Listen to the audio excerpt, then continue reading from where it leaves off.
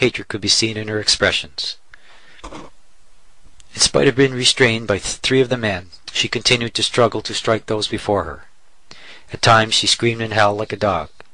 She repeated, "Put away that shit," or "Stop with that shit," referring to the holy water. The first session lasted over 3.5 hours. Later, when asked what she experienced, Anneliese stated that she was fully aware of her actions, but was like one in the background, just looking on with no influence on her actions. She stated that the demons were using her voice, and that she was just a spectator, without any control of what she was doing. Father Renz explained that sometimes it seemed like someone was shaking Anneliese, or that it was like she was jerked from behind.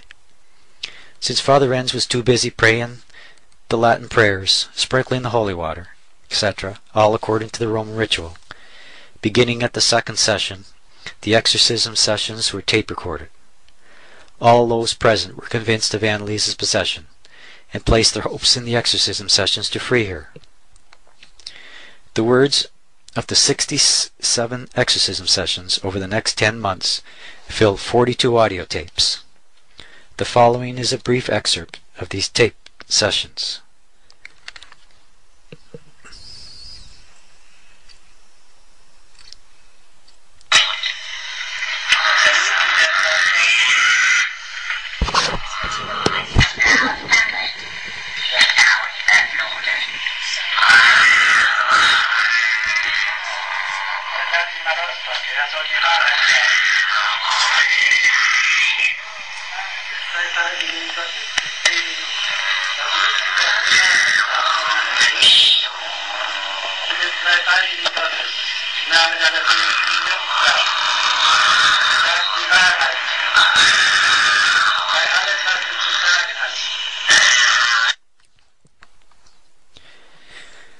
Six demons reveal themselves over time: Judas, Lucifer, Cain, Hitler, Nero, and a fallen priest by the name of Fleshman.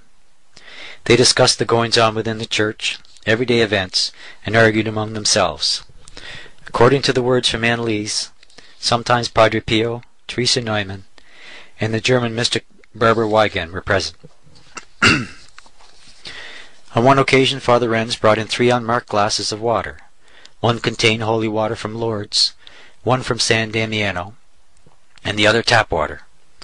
Upon picking up the San Damiano water, she stated, "Samiano shit water," and only drank the tap water. Anneliese once stated, "I can speak any language, but feel free to speak to me in German." On another occasion, Father Renz, who normally read the Latin prayers from a book, began to speak in Latin without his book. Anneliese immediately corrected him and told him that his Latin was poor. Father Renz and Father Alt were also amazed at Anneliese's responses to questions asked in Dutch and Chinese. Father Renz had been a missionary in China for over 15 years. The demons could be identified by the way they spoke, the tones of their voices, and their expressions. Lucifer stated, "The pretentious one is possessed. I will not let her free. The snotty slut is ours. You must pray much more. This affair will last at least a half a year. She was cursed from the beginning. She was cursed before birth. The other one of that village where the curse took place was an envious woman. That woman from your mother's village." Father Roderick and Father Habegar came for the session of October 6, 1975. Father Habegar was so disturbed by what he witnessed that he asked Father Roderick if the demons could kill Anneliese. On one occasion, Lucifer stated that he would strangle the snot-nose. Outside of the exorcism sessions, the periods of crisis, Anneliese continued to study and appeared to live a normal life.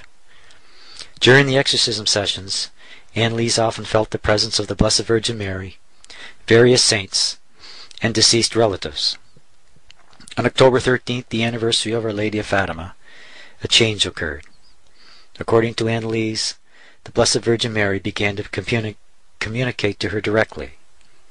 She was instructed to record what she was told and report this to Father Renz. She began to keep a diary.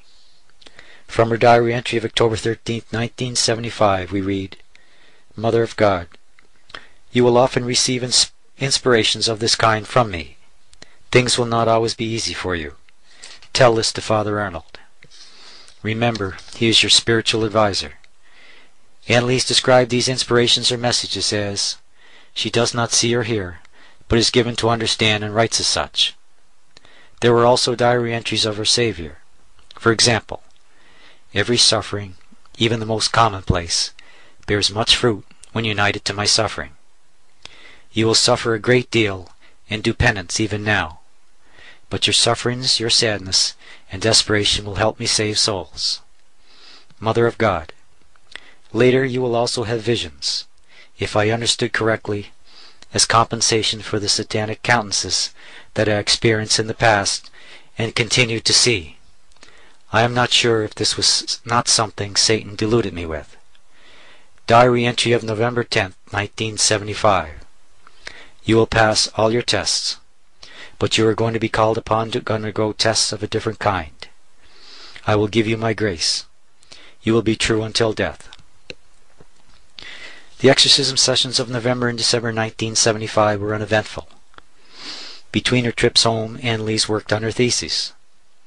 In early 1976, the sessions became shorter and less eventful.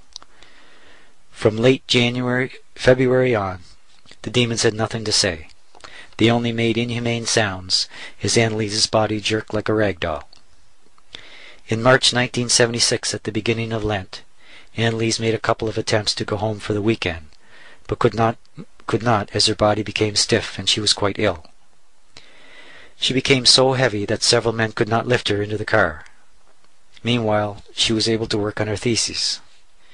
At Anneliese's request, Thea Hein came for a visit.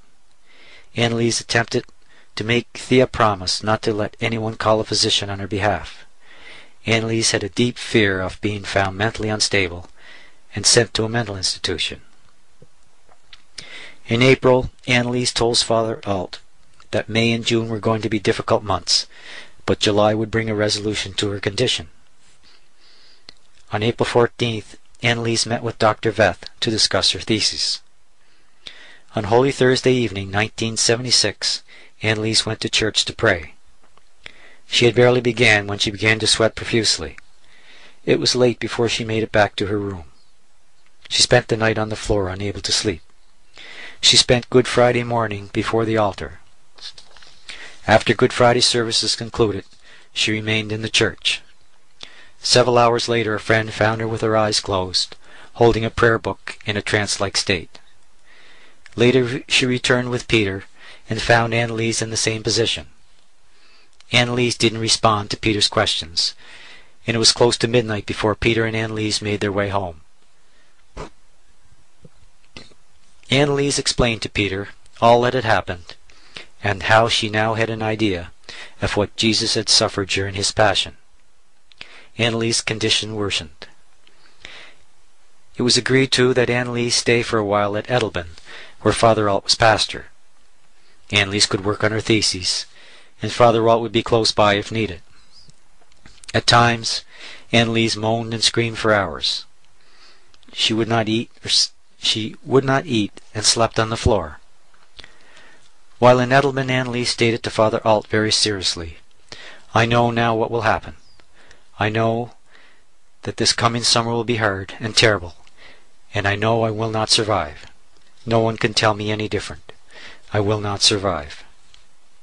When Anneliese was not afflicted, she was cheerful and a joy to be around. One minute